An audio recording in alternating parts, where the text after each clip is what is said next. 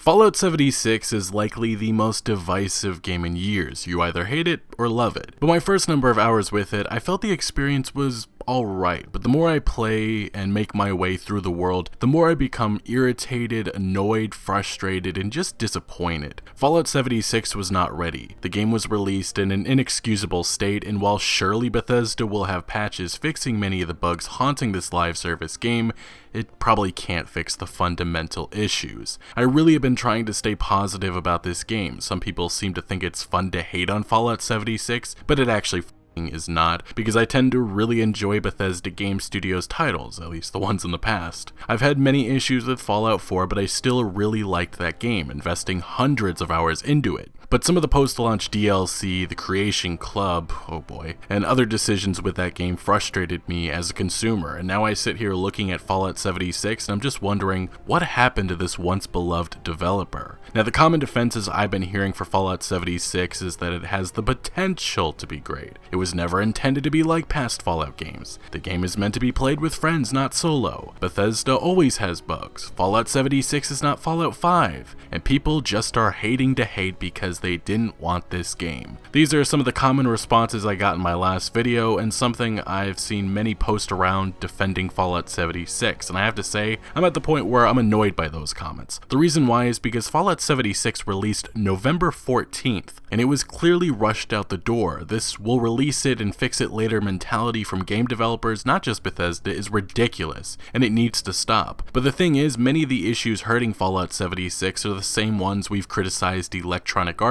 and Activision for. So why does Bethesda get the free pass? This game in its current state is early access at best, and not a $60 title. In the future, we'll be discussing how Bethesda basically has continued to shoot themselves in the foot since the release of Fallout 4 back in 2015 with things like the Creation Club and the BS #SinglePlayer1 campaign, which at this point looks like a publicity stunt with the direction the whole company is heading towards. But I think it's foolish to say that Fallout 76 is not the turning point in terms of perception from fans. Bethesda Game Studios has been viewed for the longest time as one of gaming's best developers, delivering numerous critically acclaimed games, but after the release of Fallout 4, things started to change. The DLCs delivered weren't really impressive, and some of them not great at all, and the Creation Club felt like a slap in players' faces. But then we have Fallout 76, which before released faced tons of criticism for various reasons. My personal biggest issues was Bethesda's communication and failing to properly disclose what this game was, and I feel that was intentional. Every decision that they made. Gameplay did not arrive until September, in which Bethesda flew out their biggest YouTube fans and journalists to be their marketing voices for them. Also, I emphasize their biggest YouTube fans because more critical creators like MXR Mods were not invited. Bethesda likes to use content creators in the same way EA does, in which that company has a game changer program where their biggest supporters get trophies, free trips / gifts, and access to talking to developers.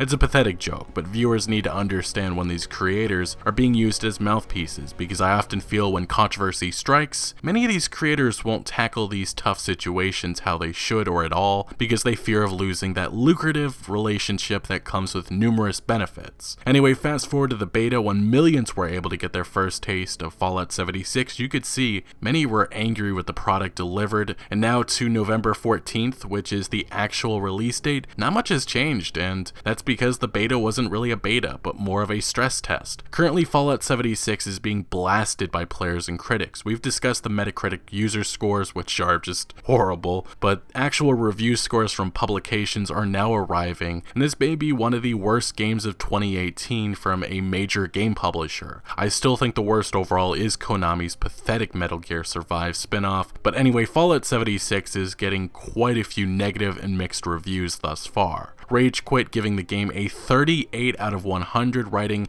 "It's empty and soulless world, completely bland quest design, limited variety of unpolished content that gets repetitive very quickly, plus the typical game-breaking bugs and glitches we've come to expect from a Bethesda title using the same decades-old game engine mean that Fallout 76 is a game that doesn't even quite manage to appeal to the special co-op / survival crowd it wants to appeal to in the first place, let alone old or newer fans for the Fallout franchise. And then we have Attack of the Fanboy giving the game a 50 out of 100, saying Fallout 76 is a bold experiment with one of gaming's biggest and most beloved franchises. Unfortunately, the experiment seems like a failure so far. Bugs and glitches are everywhere, but worse is that the core principles of design just don't function the way they seem like they should. And the Sixth Axis gives the game a 30 out of 100, saying Fallout 76 had a lot to say when it was revealed. It was multiplayer, it had the largest world of any Fallout, it was going to be fun. The trouble is that it just doesn't work. The world is too big and empty, and the quest design as uninspired as it gets. If the only way for a game to be entertaining is by having your friends make jokes about it as you journey together, then it has failed at one of the things that most games should be. It has failed at being fun. It has failed at being entertaining in its own right. Fortress of Solitude gives the game a 55 out of 100, saying Fallout 76 is a disappointment to me in the truest sense because of it being a Fallout game. The franchise was the albatross around the neck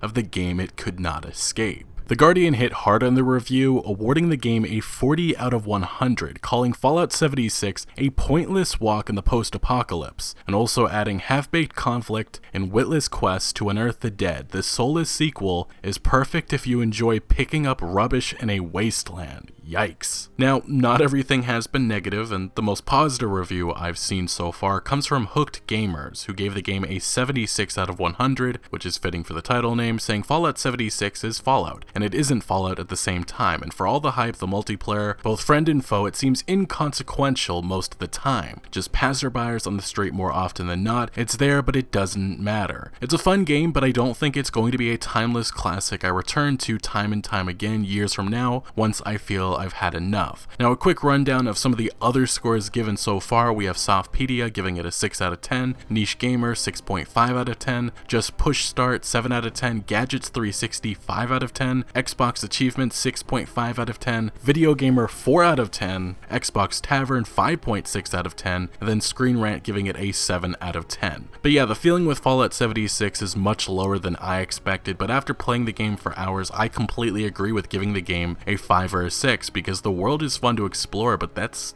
about it. Bethesda numerous times tried saying you can play solo and enjoy it that way, but the truth is you can't, at least in my opinion. It gets boring. The game's story also unfortunately isn't very good, and I almost feel like the writing is intentionally lazy, just trying to bring the player location to location, which gets repetitive. The game also suffers way too many bugs for a $60 game, with honestly me being terrified to enter large cities because the enemy scorched or ghouls or whatever run after me and my frame rate drops, creating just annoying combat which already feels clunky. Then there's events and quests not completing even though I finished the task, certain junk items missing when I go to trade, and just a whole lot more. The heads-up display is also cluttered with way too much going on. VATS is pretty disappointing, there's way too many fetch quests, no human NPCs really limits the unique moments that made games like Fallout 4 and Skyrim. The game lacks in content, perk cards are alright, although in the early hours it's frustrating not being able to lockpick a safe or hack a terminal to get valuables and needed resources. The engine as a whole still feels really outdated,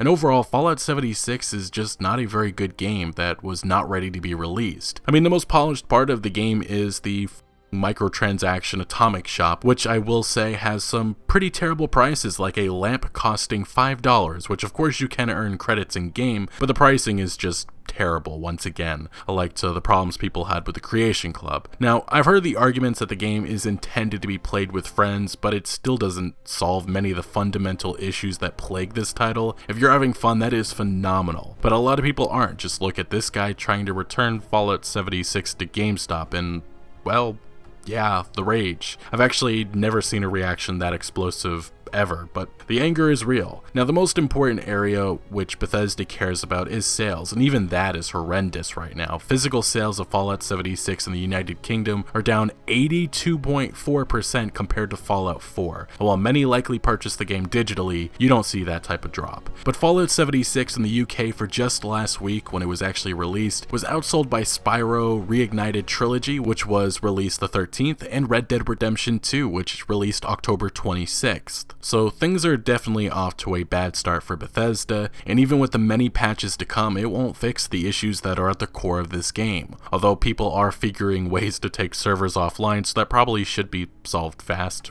Yeah. So this is nothing short of a nightmare for Bethesda, and I promise you, moving forward, the feeling and mood for future games will not be the same. Bethesda's every move will be open to criticism, and that's because the community's trust in the studio is gone. Right now, the vault experiment that is Fallout 76 has failed. We've seen many live service games make a comeback, but I really just don't know if the issues that are at the game's core can be fixed. I just wonder if making Fallout 76 as a $25 DLC for Fallout 4 would have been smarter. One of the truest statements about this game is that it tries to be something for everyone, which may have been Bethesda's biggest mistake because these design choices, well, it just does not work. Fallout 76 wants to bring together so many things, which ultimately everything it wished to accomplish, it falls short. Anyway, like I've been saying throughout this video, the game is either hated or loved. So what's your opinion and experience so far with Fallout 76? Let me know your thoughts down in the comment section below. But thank you for watching. Make sure to leave a like if you did enjoy this video or found any informative value, and consider subscribing for more videos like this, and I'll see you later.